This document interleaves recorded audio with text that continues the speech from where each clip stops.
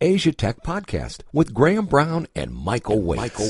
This is Asia Tech Podcast on a Tuesday evening, broadcasting from Tokyo and Bangkok. My name is Graham Brown, joined in the studio as ever by Michael Waite. Michael, good evening to you.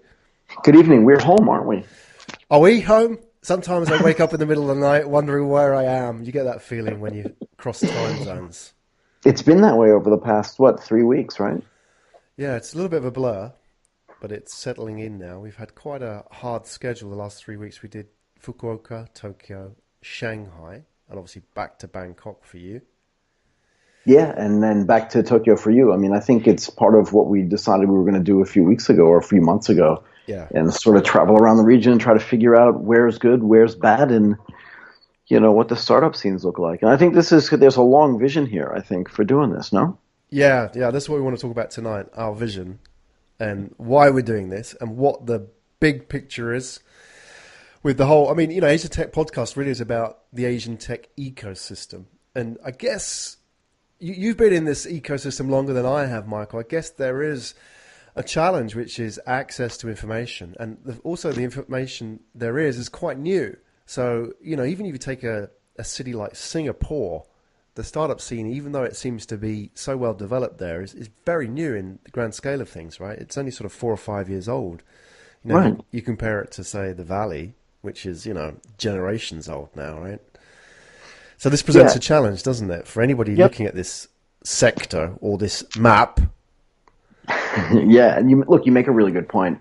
And, yesterday I was talking to Bernard Long about this, right? Talking about the tech ecosystem in Thailand in particular, but in all of Southeast Asia in general.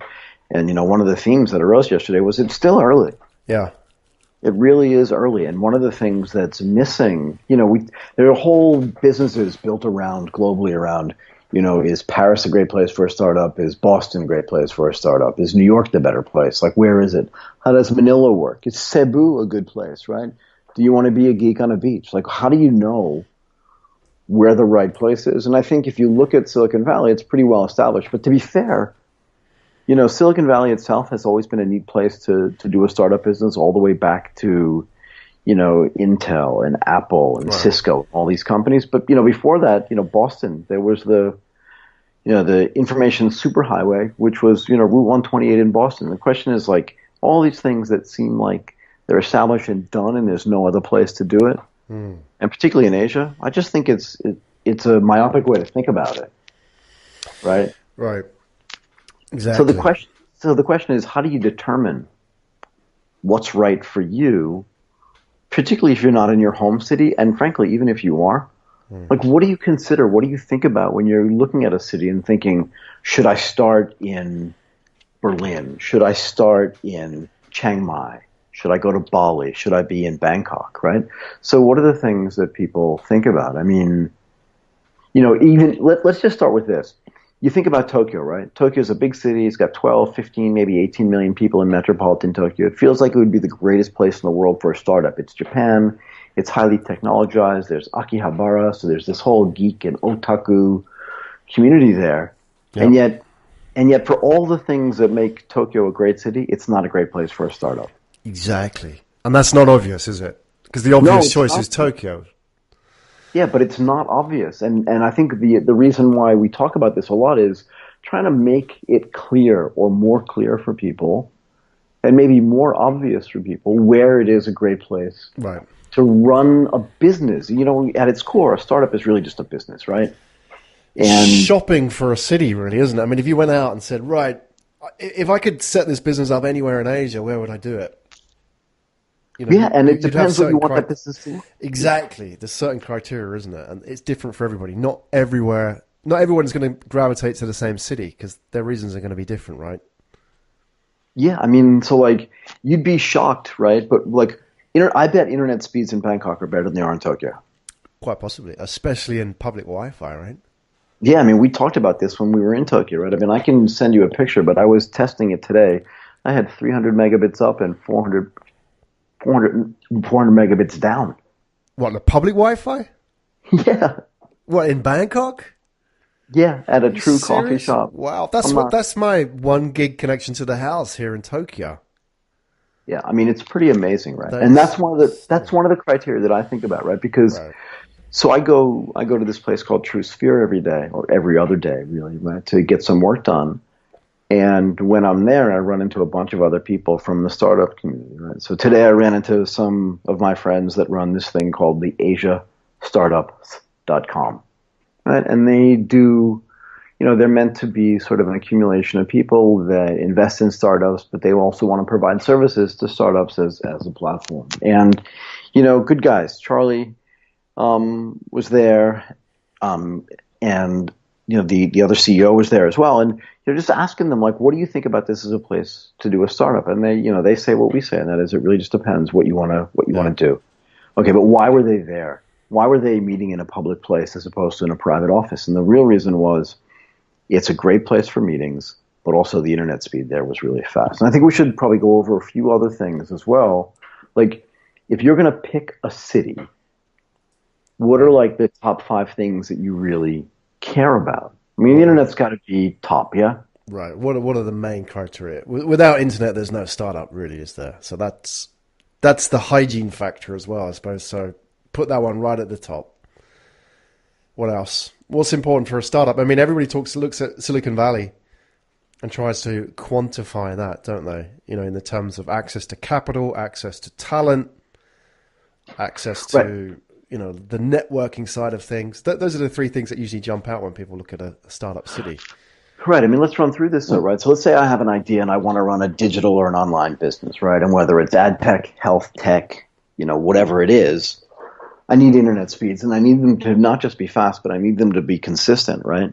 Yep. So if it starts raining or if it starts snowing, depending on where you are, I can't have the speeds go down, right? So that's the first thing, and I think that's table stakes, right?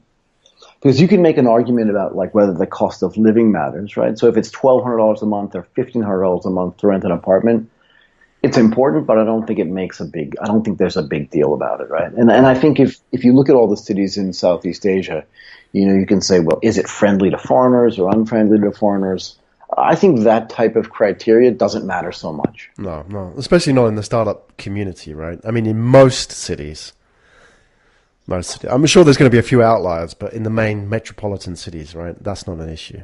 No, because can you really make a case that like friendliness to foreigners is any different in Manila than it is in Ho Chi Minh? I mean, I don't think so. I don't live in those places, but I've never heard someone say, "Oh, I would live there, but it's unfriendly to foreigners." And I think that includes language as well. I mean, look, you and I are lucky, right? You're from the UK and I'm from the United States. We're from English-speaking countries. But I think language is mattering less and less because the global language of business is English.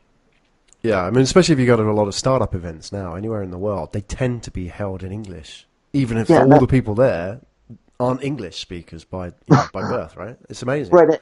Yeah, it is. And I don't think that makes, I used to take a lot of flack when I lived in Japan for like this whole concept of America is number one. And I used to say, look, it's neither my fault nor my doing that English is the language that the world uses to do business. I'm just like historically lucky, accidentally born in America. It is English. It is what it is. And the whole world is neither going to speak, and I'll pick a language, Spanish, French, German, Japanese, Korean. It's just not going to happen. It's the global language of business. You can make the case maybe a generation out or 2 generations out that language may be Mandarin. But I mean, there are 1 billion Chinese people in the world, but there are also 1 billion Indians as well, right? Yeah. It ain't going away. No, I don't think so. I don't think language is a thing that really matters. And also, like in 2017, the world ends up being like a really peaceful place, regardless of all the noise that you hear out there. I don't feel unsafe in any big city in the world. Do you? No. You know what I mean? Not really. No. Like we were in Shanghai and you and I took a 3 or 4 kilometer walk from one place to another place. Into the back streets, Yeah, but we didn't know. We didn't understand. And we didn't, when we made that left-hand turn off the Bund to go down that street to, past what I think is the Peace Hotel. Yeah. Did you even think about like, oh, we're walking down a dark? No, never thought about it. I didn't feel unsafe, no. I just never thought about it. Yeah. Right. And so, and you can talk about like the politics, in a particular place. I think the politics doesn't filtered down. No. That's the thing, isn't it? And people say, "Oh, I don't want to live there because it's not a democracy." Well, when it actually you say right at the grassroots level of existence on a day-to-day basis, I don't think you even notice. No, so I don't think that matters. Life is the same. I think it's just, I don't know. We go off into the political thing, but for most people, the experience is pretty much the same. There are extremes, but I think in Asia we haven't been left with many extremes, have we? Really? Not really. It's pretty much much of a muchness. Yeah, and you know what? Is it friendly to female founders? I think that's pretty much right. The same everywhere in the world too. Yeah. Right. So these little things I don't think matter so much, but here's what I do think matters. And they're also personal things as well. That's important to say, isn't it? They're very personal interpretations. They're very difficult to objectify, right? Sure. Whether you say something's friendly to your type of person is usually based directly on experience, right? Personal experience. You may have had a bad experience, good experience, that shapes it. Doesn't mean somebody else will, right? Yeah, and you can pick any place in Asia and say that they're not friendly to X kind of group of people. Yeah. And yet the reality is that, again, I don't think that's any different than anywhere else. Is South Carolina friendly to all types of people? Exactly. Again, without getting into the politics of it, but also is Los Angeles really friendly to all types? It's just the same thing everywhere. And you can make the case, is it more misogynistic anywhere? I don't think so. Right, so this thing happened in the 80s and 90s. We used to call it the boutiquing of the world, where you'd wake up in Tokyo and there's a McDonald's there and a Starbucks there and stuff like that. Yeah. And I think that's happening everywhere in the world. But I think the boutiquing of the world also meant that the sort of social infrastructure of the world kind of ended up at the same place. I don't know. And maybe that's just an exaggeration on my part. But I don't think that stuff matters. And I don't think when you're ranking a place that matters. Those are cultural factors, aren't they? Which we can... Basically what we're saying, for that kind of lifestyle, the kind of people you've got to hang around with, especially in the startup scene, these cultural factors really are, difficult to choose between and very sort of individual interpretation. So not really easy to rank and not that important at the end of the day. No, they're not actually. And I think if you start getting into sort of ranking, giving 25 different categories and criteria for ranking a city for whether they're good or bad for startups, I think you're walking down the wrong path. And I know people have tried to do that, and I'm not saying that they shouldn't go do that, but I think you're walking down the wrong path. Right. Anyway. What is important then? Exactly. Well, what does matter? So the internet matters. We established that, right? And maybe the cost of living is okay, but again, is it that different? I just want to do this one more time. Is it that different in Jakarta than it is in Ho Chi Minh, than it is in Bangkok? So Singapore is very expensive to live. Right. But then, I will, taking the contrarian view on this is that our experience of Fukuoka, remember, on the office space side of things, that was interesting, wasn't it? You had a startup which had 7 floors of an office, which was just, incredible what they were paying for it compared to Tokyo. It was significantly less than half what they were paying for that in Fukuoka compared to what they would pay in Tokyo, right? So yeah, cost of living, I guess, does come into it somewhere, right? Because it's burn time at the end of the day. Yeah, and it was interesting. So the guys at New Lab and the team there, right, whether it was JP or Hashimoto's on there, but this isn't in the central part of the city. And it kind of made me chuckle, right? Because how far outside the city is the central part of this? You know what I mean? In Fukuoka, it's just not that big. Well, that comes to another point we'll bring up about infrastructure, right? It was... Right, so that actually matters. Yeah, 10 minutes to the airport. Right? So, again, how good is the infrastructure in a city is really important, right? Exactly. So, what is it like to get in and out of the city? What is it like to move around inside that city? What are your options, right? So people can complain... And I'm not a complainer at any level, but people can complain about, so the traffic in Bangkok is really bad. Yeah. But then there are motorcycle taxis everywhere, and that disintermediates the traffic problem for me, right? And it's not like you're riding around in a suit or you're outside for that long on any particular ride. So I do it all the time, and I never feel like when I get to a meeting, I'm, too sweaty or too unpresentable to make that meeting and make it a problem. But the infrastructure does matter. But the question really is, how do you handle the infrastructure? How is your adaptability? And I think that's actually going to be a key in almost all cases when you're deciding where to live is how adaptable are you? Exactly. Don't you think though? Oh, yeah, exactly. I mean, that's why going to a new place to live, I mean, this sort of shopping for a city, for a place, for a startup is one thing of what we're talking about. Also talking about people who live there, talking about people looking at investing and so on. But we have to remember that if you're running a business from a city, you also have to live there. And if that place is a new environment for you, well, that's a challenge in itself, isn't it? Not only are you starting a new business, but if you're in an environment which you're not used to, right? If your home life ain't working out, your startup life ain't going to work out either. It's going to be a reflection of that, isn't it? So yeah, it doesn't matter, right? So every city is going to have, and every country is going to have its own idiosyncrasies. So the idea that, is the weather bad? I don't know. What does bad weather mean? Do you like snow? Then you should live in Switzerland. Do you like the heat? Then you should live in Thailand. And all of Asia is going to have a rainy season. So I don't think that type of stuff matters. Yeah. And if they look at those, they've done those longitudinal studies, haven't they? Like in the States of best place to live in the States. I know we're sort of going off base a little bit, but talking about, same thing. Best place to live. And it's interesting that what people rank is what they think are the criteria for where they're going to be happiest. So they ask people, what do you want? And they always put weather at the top. Yeah, I want to go and live in California because it's going to be, 3,000 hours of sunshine a year, et cetera, et cetera. But the interesting thing is when they track their longitudinal happiness, there's absolutely no correlation between the weather and their happiness long term. No. I'm fascinated by that because I always think, I want to go to a place where the weather's going to be great, because I come from the UK, so it's always a thing at the top of our thoughts when we want to escape, right? But, what actually makes you happy, and I guess it also sort of folds back into the whole startup thing. You want a place where the lifestyle is good, but, what is that lifestyle going to be good for? And you might think, the weather's going to be great, but that ain't going to affect your experience long term, right? It's going to be other things beyond the weather that really make it. I'm a great believer that your happiness and success in a place ultimately will come down to the people there, right? And access to people. Yeah, exactly. Right. And that's again key, right? So, I grew up in Boston, Connecticut, and then spent most of my adult life in Tokyo, places where I would make the case that there are 4 seasons, right? There's really, winter, spring, summer, and fall.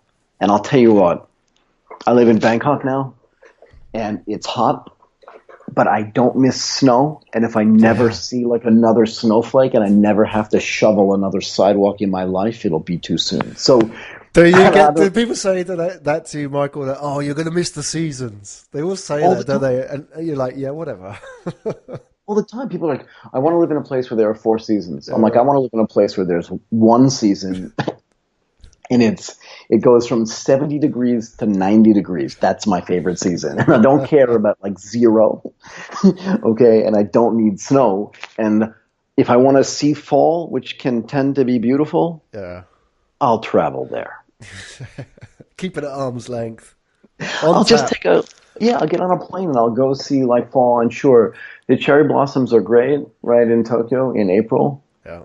But, the cherry blossoms to me are kind of like climbing Mount Fuji. You do it with 40,000 of your closest friends. Have you ever done that, by the way? Up to level 5, which is halfway.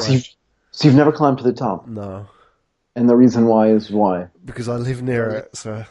It's one of those things, isn't it? It's there. It's like the Empire State Building. You should probably go to the top, but I live in Manhattan and it's just never going to happen. I see it every single day. I'll put it this way. I did it twice. Oh, you did it twice? Oh, you were here long enough. Yeah, but so one the first for time every decade. No, but you do. Here's the thing, and this is way off piece for this conversation, but you climb Mount Fuji the first time because you're 25 years old and all your friends are doing it. Yeah. You just moved there and everyone's like, hey, we should climb Mount Fuji because it's there. Okay, but when you're doing it, all you do is you have old Japanese ladies with those flashlights on their head. Every now and then they hear you speak English and they turn around, the light goes right in your eye and you're like, why am I doing this? I'm not kidding. And then later, you have a girlfriend and your girlfriend says to you, oh, I really want to climb Mount Fuji. And you're like, no, I promised myself I was never going to do that again. And then you're standing at a bar one night and one of your buddies walks over and goes, hey, I was thinking about climbing Mount Fuji, and your girlfriend says you're in, and then, oh, you're in again. Anyway, that's the whole problem. Anyway, let's get back to talking about startup cities. So what matters? The internet matters. You know what else matters? I think the government support for the startup ecosystem matters. Right. In what way? Okay. No, what way? Well, it's a really good question. So what way? I think we're going to talk about this like over time. Yeah.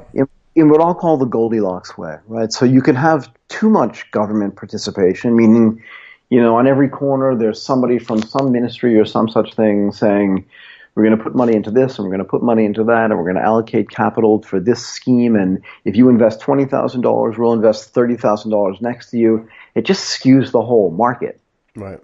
But why is that a bad thing for the individuals in that market? I mean, if it's awash with cash, then, fill your boots. Why would that be a bad thing for a startup? Well, it's a bad thing because too many companies will get funded, and too many companies will get funded at the wrong valuation, right? It's like you can go to a party and have too much alcohol to drink, right? It's the same type of thing. Too much cake, too much candy, too many shrimp, too much caviar. Like you can have too much of a whole bunch of stuff. Right. And anytime you put financial leverage, so that's the whole point, right? Anytime you put too much financial leverage into a system, it's bad because that's going to unnecessarily create a bubble. And humans will create bubbles on their own, right? Whether it's, natural irrational exuberance, as Greenspan said 20 years ago or more, or just people, having a tulip frenzy, humans will create bubbles. And what you don't need is the government on the sidelines cheerleading for that bubble by putting too much money in, right? So if you're participating, and I'll get in trouble for this, but if you're participating in an NRF scheme, right, where the National Research Foundation says, if you invest $75,000, I'll invest $475,000 next to you, then your ability to determine and manage risk is it's skewed, right? It's skewed. What you really want is some other incentives, so tax incentives, I think, or non-tax incentives of like, if you build a business and employ 5 people, you don't have to pay taxes for 5 years, but you do need to show revenue. So it's not just like a freebie. I don't think the government should be in the business at any level of creating like free things for people, right? But it's never free, is it? For me. No, it's never free, right? And it's definitely not free. Yeah. Somebody pays for everything. But the idea for me is like just create an ecosystem that removes friction for me, right? So how would that work? Well, let's say the government, so Fukuoka did this, right? They said, let's have a startup visa. Right? Now, why is that? Well, the reason why that's necessary is because you may want to have foreign workers who may have expertise in a specific realm. And maybe you can't hire that locally, but you don't want to you don't want to have to hire somebody and have to struggle to bring them in, right? Yeah. So if that's the case, then that matters. That's the way the government can really help. So some people may see that as the government. I suppose this is semantics, but some people may see that as the government doing something, like a program, like a startup visa. I know people actually have programs called startup visas, like the one here in Japan. A lot of visas aren't actually startup visas, but get termed startup visas, right? Sure. I mean, we learned that, right? Right. So that's sort of the government doing something. I actually see that as the government getting out of the way. Agreed. Because, that's where I think, and maybe it's a political thing, but I think the governments do best, especially when it comes to business, is actually, Mr. Government, if you want to really help business, get out of the way. Because business can do very well on its own. It's just, where there's red tape and bureaucracy that holds things back. And visas and access to employment and talent is one area, isn't it? I mean, why can't, if this startup needs a place to start a business and it's coming from a different country, why not let it start up here? Because it will create jobs.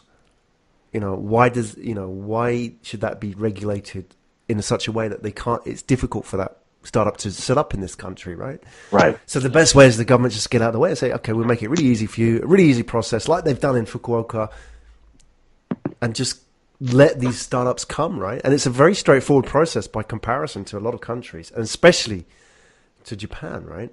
The rest of Japan. Right. I mean, historically, it's been very hard for foreigners to get visas in Japan. And I think in Asia in general, it's been pretty hard for foreigners to get visas. But even in Thailand, as of last month, the government has realized that they're going to get out of the way in the same form and just say, look, we'll give you a 4-year. That's a long visa in Thailand. We'll give you a 4-year startup visa or founder visa. Thailand's really progressive when it comes to visas. I'm surprised. I mean, compared to all the countries in the region, I'm amazed. I mean, you wonder how long it's going to last and whether it's just something that somebody's trying out and they're going to say, "Oh, that was a mistake." But it just seems amazing what they're doing there with visas and entrepreneurship, right? Yeah, I think the government has actually realized, and they're sponsoring their own events as well. And the thing that the government has realized is that, like you said, there's a way to do it and a way not to do it. And one of the ways they're doing it is just trying to remove friction, trying to get out of the way, right? So they're supporting companies. There was a story, I think it was in the middle of 2016 now, about the country, allocating over $500 million to sort of the startup scene. And yet they're not really investing all that money. They're just putting programs in place like the startup visa. They're changing things. They're having events. And they're allocating a lot of resources to just sort of highlight the fact that being a startup is a good thing. Yeah. Right? And one of those things is increasing internet speeds everywhere. We talked about that earlier. Those are the things that matters, right? That matter. So internet and the government getting out of the way is really important. And it dovetails actually with one of the other things too, right? So what does a startup need to grow? It needs capital, right? But it's not that straightforward, right? Because we talked about it, right? Money is a commodity, but what you need is money in the right form, in the right format, okay?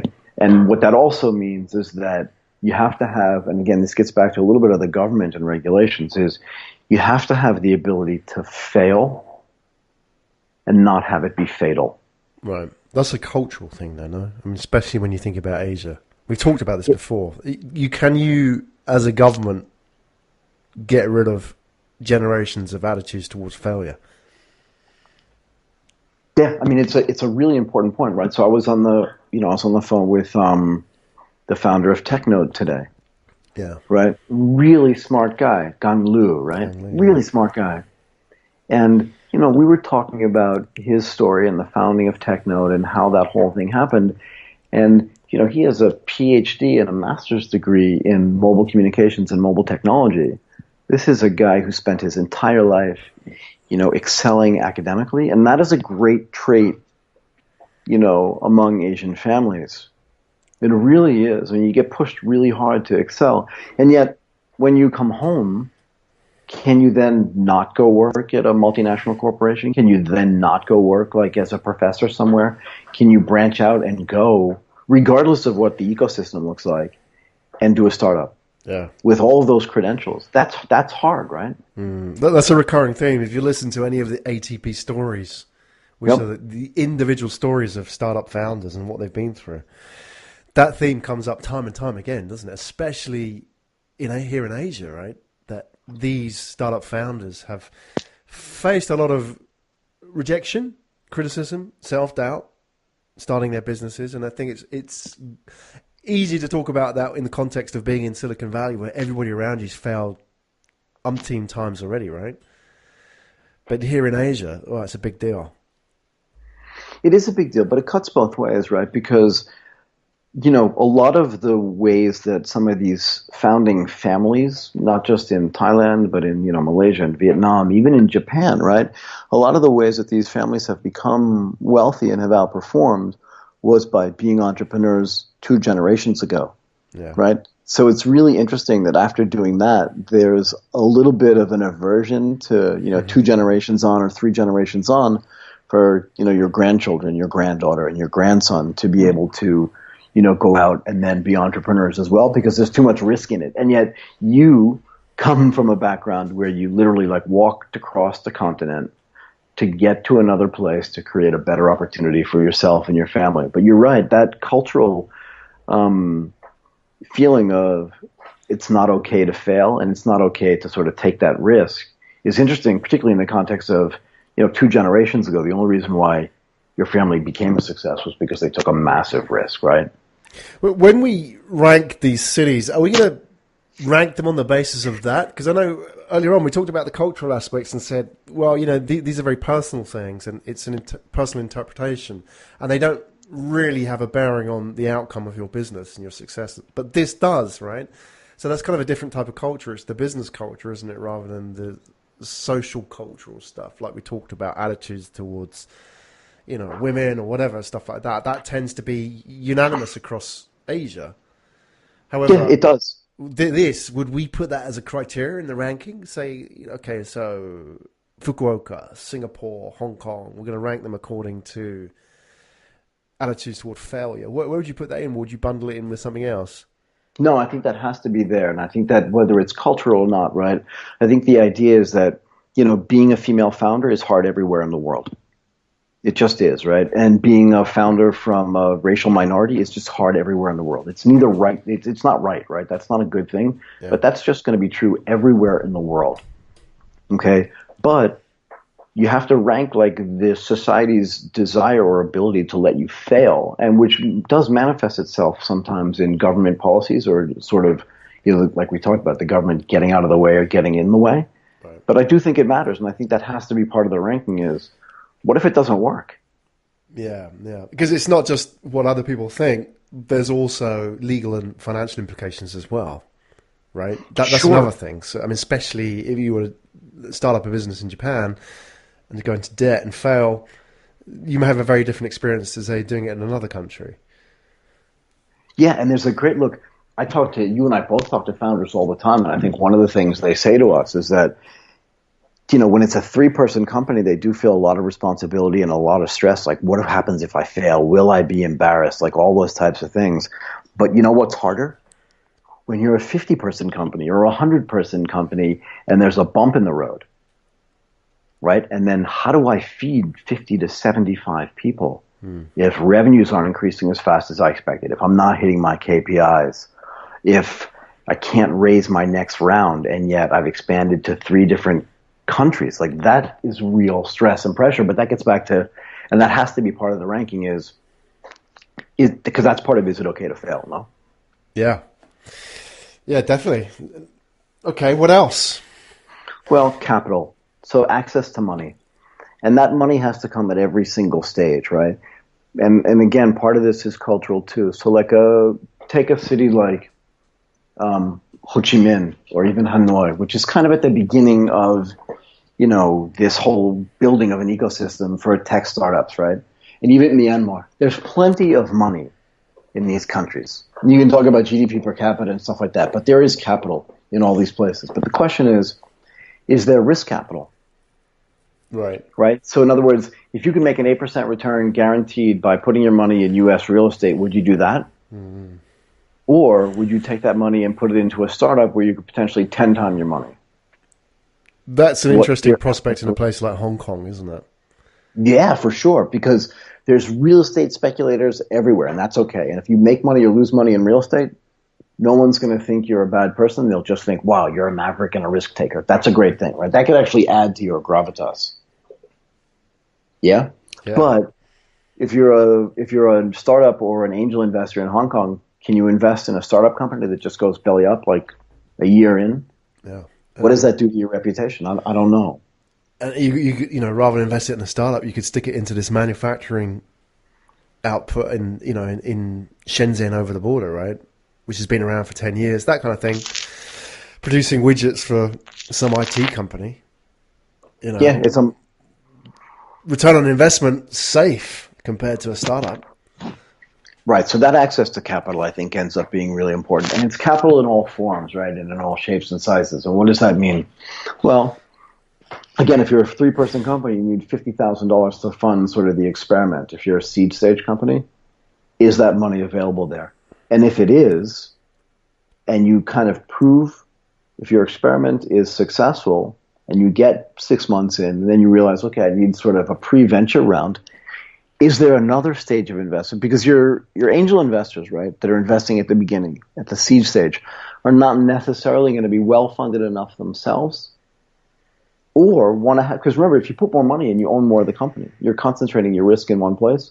So you kind of need angels to prepare the companies for other people, right? There's a fund in Japan called the Incubate Fund, and their whole idea is we'll do it first, and we'll feed our investments into the next stage of investors. We may or may not make the next investment as well with our tag-along rights, right? With our right to invest on a pro rata basis at the next level. But we do want to build relationships with other investors and make sure that that next round, if the company is successful enough, can get there. And then are there Series A investors, which means now that you've proven the experiment, now that you've shown a little bit of growth, Series A, we talked about this almost a year ago now. Series A is meant to fund growth, right? So you almost need sort of a contained ecosystem of capital available for people. And again, this is going to loop back around and come back to the concept of the government getting out of the way, right? Because if I make an investment in a non-listed company and the valuation of that company increases, but I can't buy or sell that company because I can buy it, but I can't sell it because there's no active liquidity, how am I taxed on that increase in that? So in my non-realized capital gains. I mean, this is very technical conversation when it comes to capital, but that's really important, right? In other words, if I buy 100 shares of Apple and it goes from $50 to $100, I've doubled my money, right? But how do I get taxed on those listed capital gains? If I really have to do it, then I can sell my stock and I can pay my taxes. But in the startup world, there's not that level of liquidity. So what's the tax treatment, again, for your unrealized capital gains? But also, let's say I'm a startup founder and I have an ESOP, right, an employee stock option plan, and I not gift, but I create KPIs that the realization of those KPIs is me giving stock to some of my employees. How does that get taxed before it gets realized? So capital itself doesn't mean just that there's money around to be invested. And you see how it's so much more complicated than just having money around, right? So, right, and that's another problem with these increases in valuations, like I talked about, where there's too much risk and too much leverage in a place like Singapore, where the government themselves are allocating a ton of money to invest in startups, right? Because then how do you treat that from a tax perspective, right? Can we go back into that a little bit? Not from the tax side, but what you said before, because that tax was very interesting and that gets quite technical. But before that was interesting when you talked about the different investors at different stages. And we did do a podcast, you're right at the beginning of ATP, going way back. I want to know, when we look at all the cities in Asia, do they, so for example, if you have your angel investors and then your seed round investors, you have Series A and so on, do those develop uniformly? So, no. Or would you have a city which says, these guys have been around a long time, but they have a lot of angel investors, but they still haven't got their Series A act together, right? Does that happen? Even though, it's not just a matter of time, it like feeds through the pipeline, like that sort of curve, starting off with a lot of angel investors into the institutional investors. That sort of pattern appears in every city, or is it sort of vary by city? I'm just curious because I don't really see it on the institutional side. Obviously, you see access to angel investors when we do this tour and talk to them, right? But do they sort of develop, uniformly or not? How does that work in your view? Well, so my view is that the investment money, the investment capital actually starts in the middle, right? And what does that mean? That means that there's probably, and everyone talks about a Series A and a Series B crunch, right? But the reality is that the creation of an angel investor in almost all cases requires an exit of a previous startup. Do you see how that works? In other words, I'm an entrepreneur. I build a company, whether that company is McDonald's or Baskin-Robbins or whatever. I sell that company. Now I have capital, but now I understand what it's like to start from scratch. Right. And I am much more likely to become an angel investor if I've made money by building my own company and being an entrepreneur, because I can now empathize with and sympathize with a company founder. And I'm willing to, again, if I've made $100 million building a company and selling it, 25 grand, 50 grand to me, I could do 100 of those. Yeah. Right? Because if only 2 of them hit, 2%, 3% of them hit, I make another $100 million. And if it doesn't, what have I lost? $5 million out of 100, or I've lost 5% of my net worth. It doesn't really matter to me. And even if I lose 10% of my net worth, it doesn't matter. So the thing is, I think most ecosystems start in the middle part of the curve, right? Because if I'm already running an industrial business, or I've already made a lot of money like trading in the stock market, or let's say I'm just the CEO of a multinational corporation in Thailand or in Singapore or whatever, and I have access to capital, right? I'm more likely to be a limited partner at a venture capital company, which means that there's a gap, because you really have to create that first generation of founders and exits for you to create your first generation of angel investors, right? And that feeds into the conversation that we'll have a little bit later, is how do you monetize actually into real money, not just unrealized capital gains, but into realized capital gains after you've built a successful company. But that's my feeling, is that you start in the middle of the curve, and even if that's venture capital, you got to have that. You're going to have that first, because that's going to create companies already that can get prepared for an exit. And once the companies start to exit, right, 7 years out after your ecosystem starts, well, now you have people that have built companies and exited, and those people become your angel investors. And we see that actually in Thailand, but because there aren't that many exits, there aren't that many angels. And the angels that exist, an angel investor, like by definition, is spending their own money, right? So like if you've made a ton of money in the real estate market and you have $25 million, you can allocate, let's say $3 to $4 million to be an angel investor. But if you're just the wealthy scion, right, of a third generation family, you're not an angel investor, because it's not your money. Right. Well, they're still investing like angels, though, are they not? Not really, because they don't understand. Again, we get back to that conversation we were having before about risk-taking and failure. Right? So if grandpa starts a company and hands it off to his daughter, and then his daughter has children, and those children, even if they get allocated money from their parents to invest in things, in the end, it's got to go back to mom or to your aunt, and they get to decide, well, I don't think that's really, if I have $10 million, I'd rather invest it in my existing thing because I know what the returns are going to be. What it really takes is, and there's a guy in Thailand that does this. There are actually two people that come to mind, right? One of these guys started a snack company, right? So in Japan, nori? Yeah. Seaweed. So the seaweed, the dried seaweed, you put some salt on it, you put some soy on it, you dry it out, you put it in a package, you sell that. So the guy who built one of those businesses here made a ton of money doing that. And he very quietly, but very really goes out and invests in startup companies. Now, he didn't make his money in tech, but he made his money starting from scratch. Yeah. He's a hustler entrepreneur. He is. He's real, and he's also a real angel investor, because he's been doing this always with his own money and his own businesses. And that's how like a real angel investor gets created, right? So if you're a much bigger company, I'm just going to pick one. Like if you're the CP group or the mall group, you're much more likely to take your money and put it into a new fund for Sequoia Capital. Let some professional person manage your money, because that's the way all your businesses are run now, by professional managers. You need that to happen too.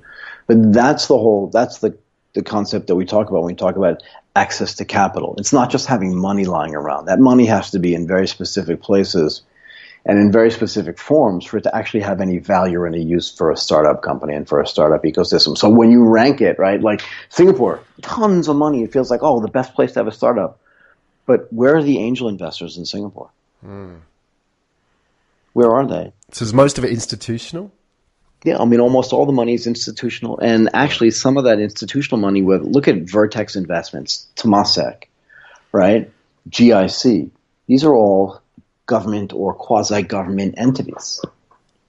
So you talk about like there's so much money sloshing around in Singapore, but if you break it all down, where are the angels?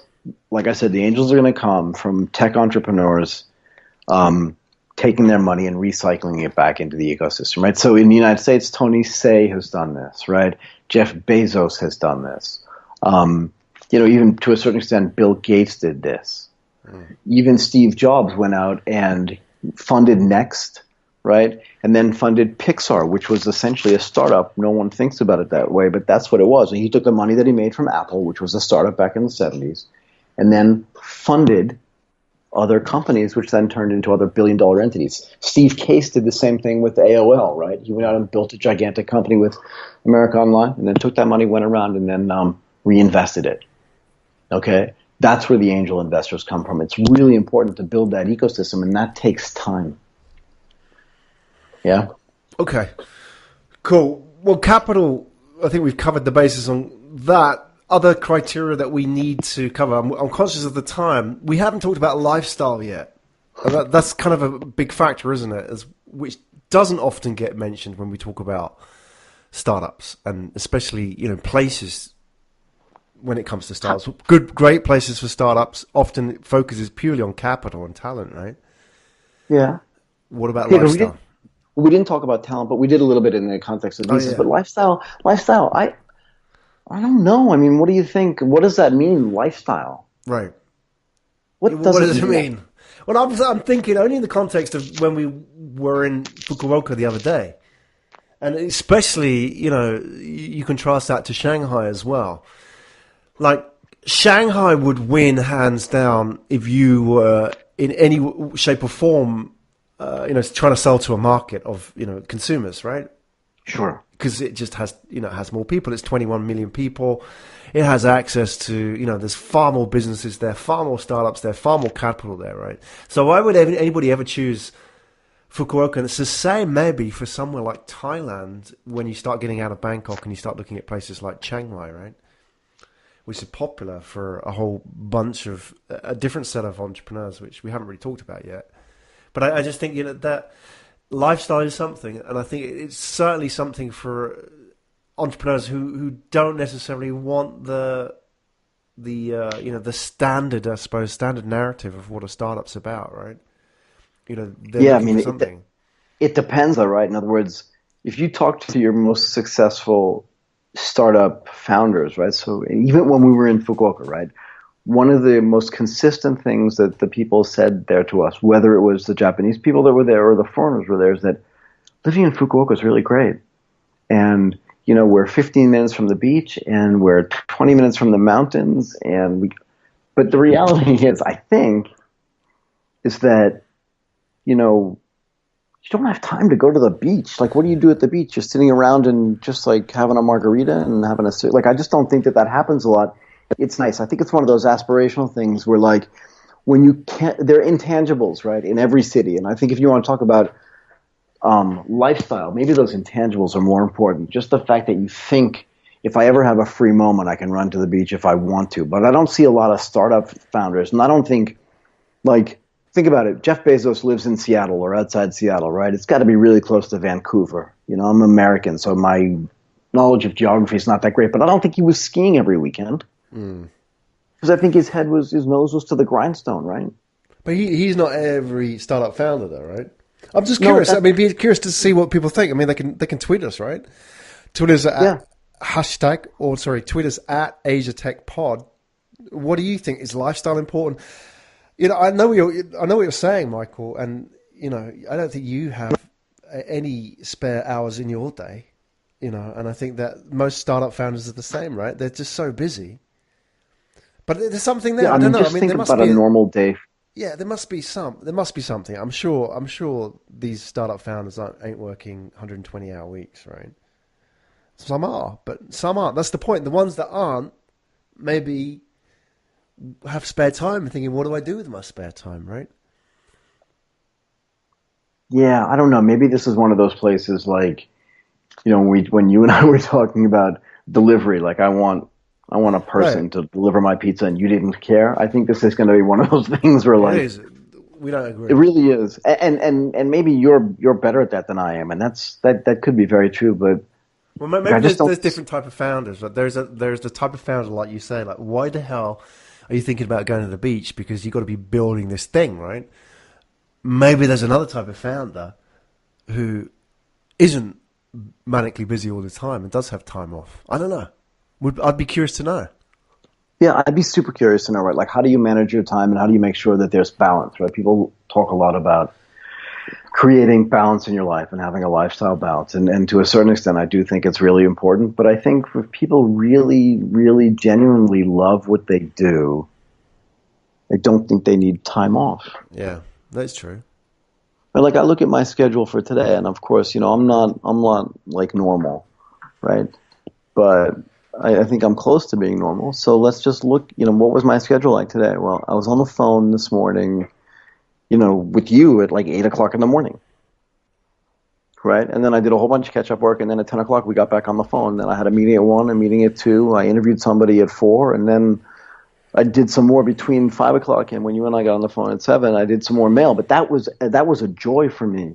It really was, because I was connecting people. I was talking about ICOs. I was helping people raise money, like all this kind of stuff. I was editing people's documents that made me happy. Right. And the reality is that in between, sure, I loved the fact that I got to ride my scooter in the sun.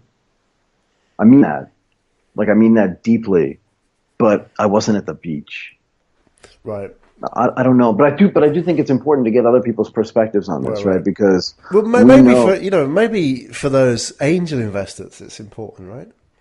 Yeah, that's a really good point, actually. Because even if you had an exit behind you, you got some cash, and you decide, and we've seen this, right? We saw that with that couple, Stephen Liu and his wife. I was just going to say, Stephen and Devin, right? Like, they said that to us. We love living in Fukuoka because this, that, and the other thing, right? Right. And they'd moved from Singapore, right? So that was interesting. So there you go. That's lifestyle. That's a win for lifestyle. Not the startup side of things, but I suppose you've got to have that whole package. Ranking the cities is not just about for the startups, isn't it? It's for everybody in the stake, every stakeholder in that ecosystem. Right. So that's a great point.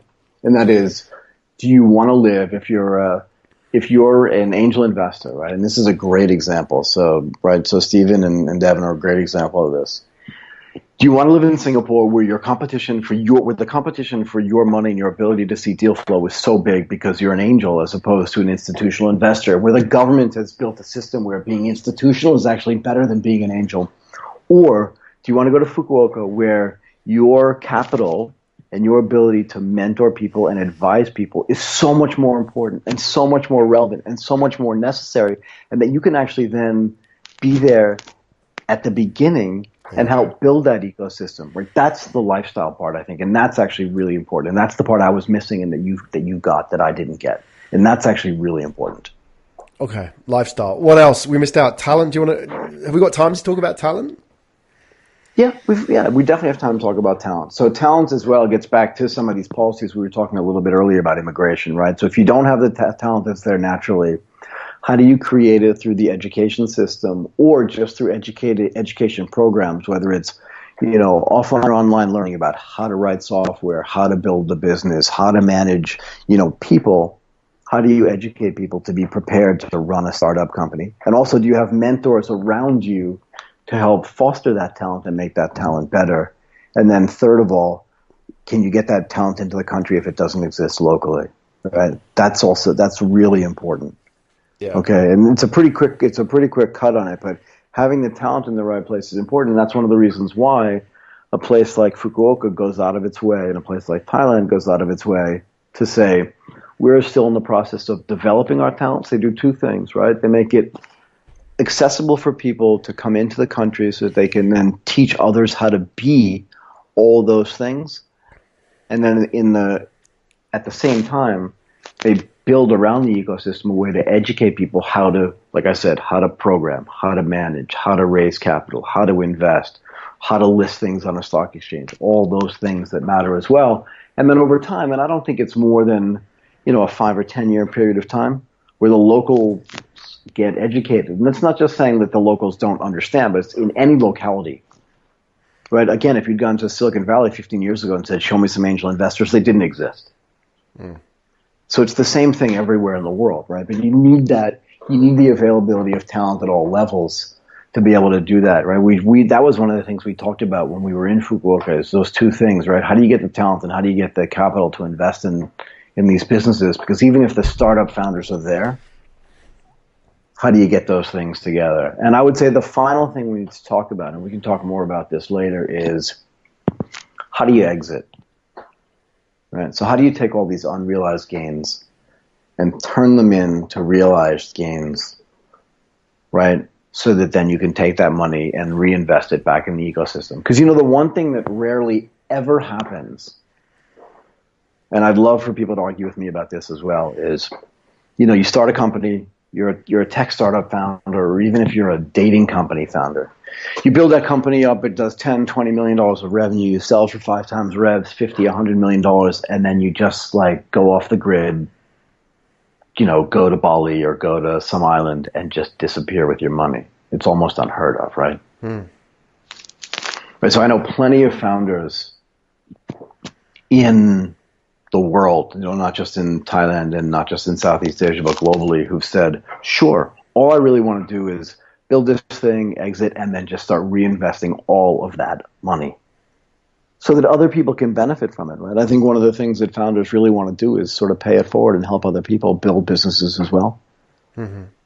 Right? So that ability to exit, whether it's an IPO, a trade sale, mergers and acquisitions, secondary sales,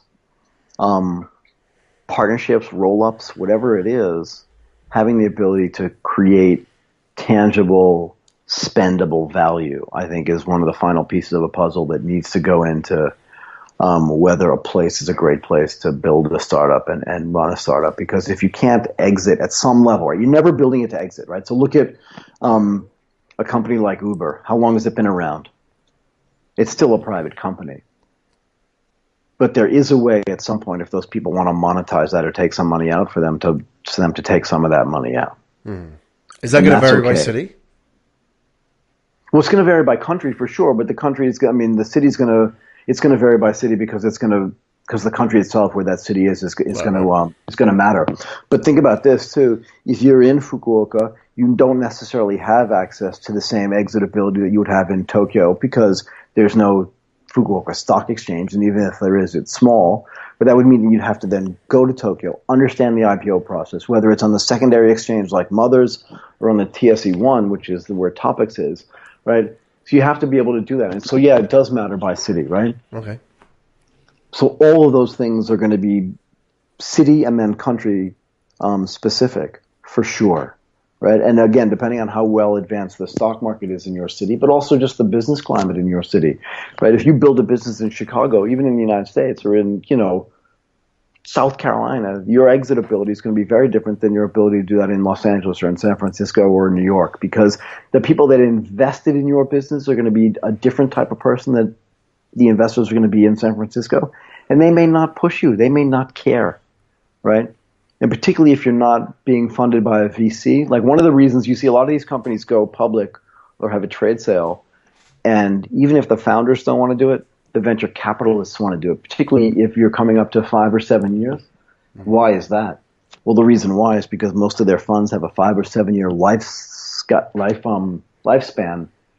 And if they can exit, that actually adds to their advertisable returns and allows them to then go out and raise more money. So yeah, that does matter actually. Fantastic. Is there anything that we've missed out from the list? Please tweet us at AsiaTechPod. Let us know. You can hit us up on our Facebook page, facebook.com/AsiaTechPodcast. If you are listening to this from being a newsletter subscriber, just hit reply on your newsletter. We will pick up every reply in our inbox and get back to you. Be great to hear what you think, your experience, and what you think makes a great startup city. This is what we're going to do. We're going to go and visit these startup cities and give them our scorecard, rank them on these criteria. It's work in progress.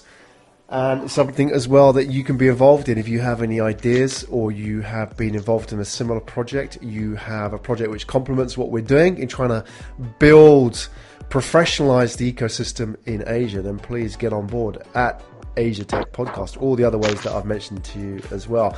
Michael, what's next? So what's next for me, one thing is iTunes. Please leave us a rating on iTunes. It's the best way to help us out. And again, tweet us and let us know whether it's at Asia Tech Pod, on the Facebook page, at Michael Waits, to Graham Brown, and let us know what you think and let us know if you have any questions, Graham. You've been listening to Asia Tech Podcast. Find out more at www.asiatechpodcast.com.